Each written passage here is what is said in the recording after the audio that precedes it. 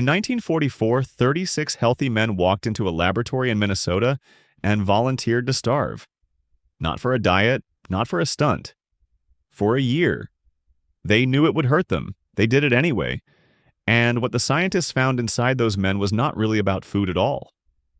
The war was ending. And the armies advancing across Europe and Asia were about to walk into something they were not prepared for. Not enemy soldiers, skeletons. In the camps, in the cities, in whole regions cut off for years, millions of people were slowly starving to death, and help was finally coming. But no one knew what to do when it arrived. It sounds simple. You find a starving person, you give them food. That is the obvious answer. It is also the wrong one. Feed a starving body too fast and it can die. Feed it too slowly and it dies anyway. There was a right amount and a right speed and a right order to bring a person back from the edge. Nobody had the numbers.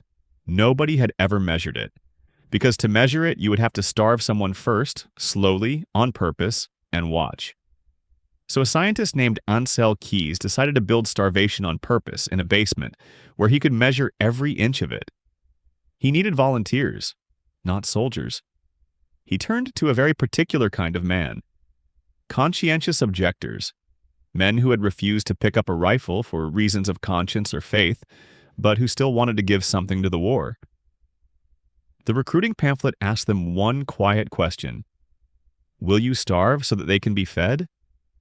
More than 400 men said yes. From those hundreds, Keys chose 36. Think about who these men were. They had already refused the easy path of just going along. They volunteered to suffer for strangers on the other side of the world, whom they would never meet. And they were not weak or unstable or broken to begin with. Just the opposite. They were screened for months to be the healthiest, calmest, most psychologically solid men available. That detail matters more than any other in this story. Remember it, because of what it became. The experiment had a cruel shape to it.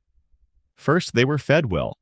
For 12 weeks, the men ate around 3,200 calories a day, so the scientists could measure a normal, healthy body in perfect detail.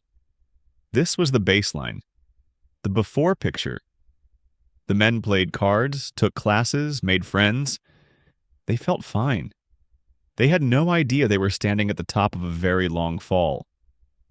Then the food was cut in half. For the next 24 weeks, each man was allowed about 1,570 calories a day. Bread, potatoes, turnips, macaroni. The plain, watery food of a European famine, on purpose. And they were not allowed to simply rest and wait it out. Every week, each man had to walk 22 miles. The goal was written down like a target on a chart.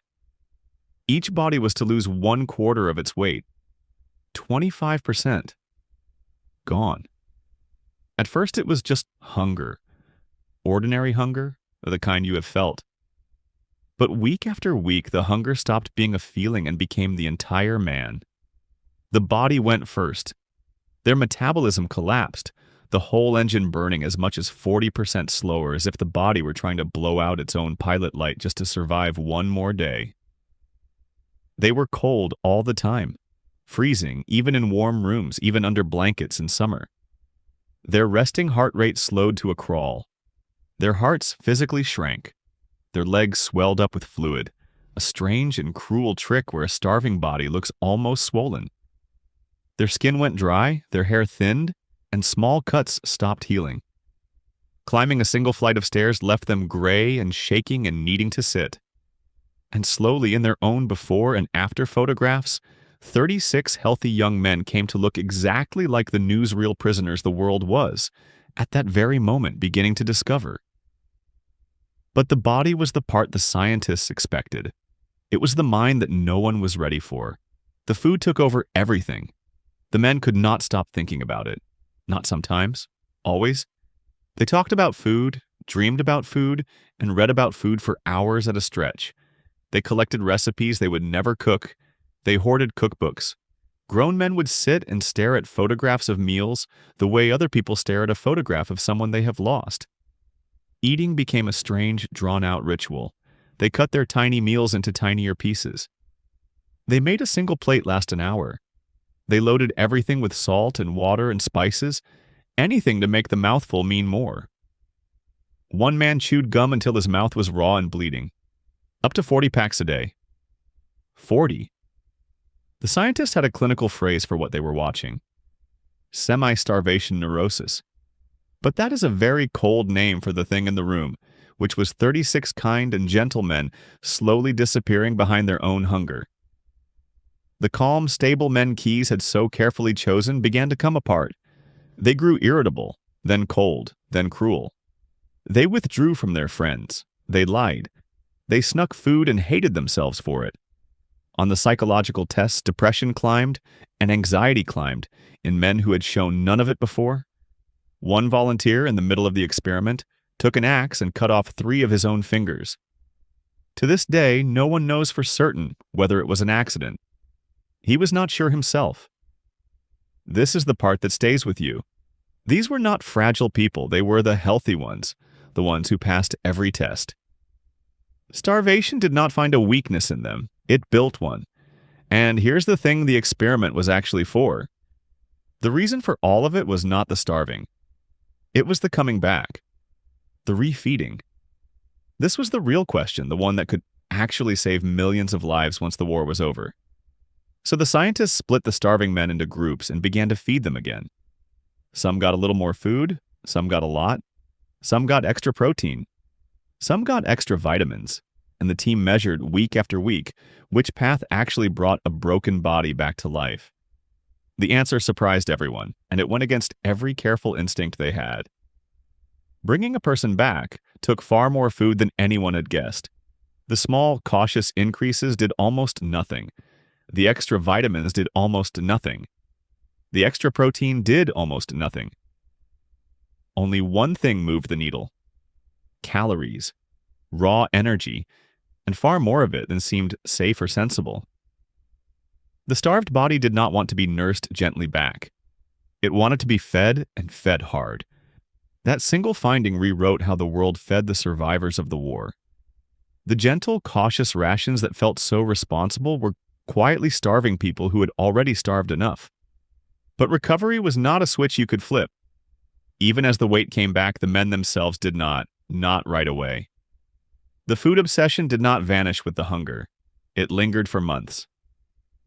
Some men, now allowed to eat freely, ate to the point of sickness and still felt an anxious, bottomless emptiness that the food could not touch.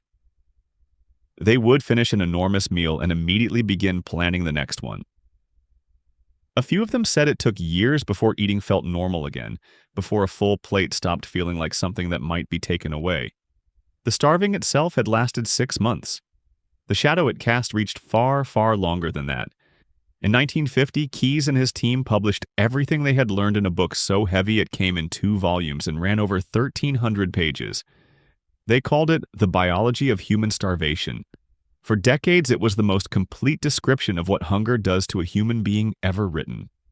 It is still cited today, and not only for famine. It turns out that the thoughts these men described, the obsession, the ritual, the fear around food, are almost exactly what doctors now see in people with eating disorders. 36 men in a basement had accidentally mapped a private hell that millions of people would later walk into alone. Now you have felt the smallest edge of this. It is called skipping lunch, the restlessness. The way your attention narrows to the vending machine down the hall.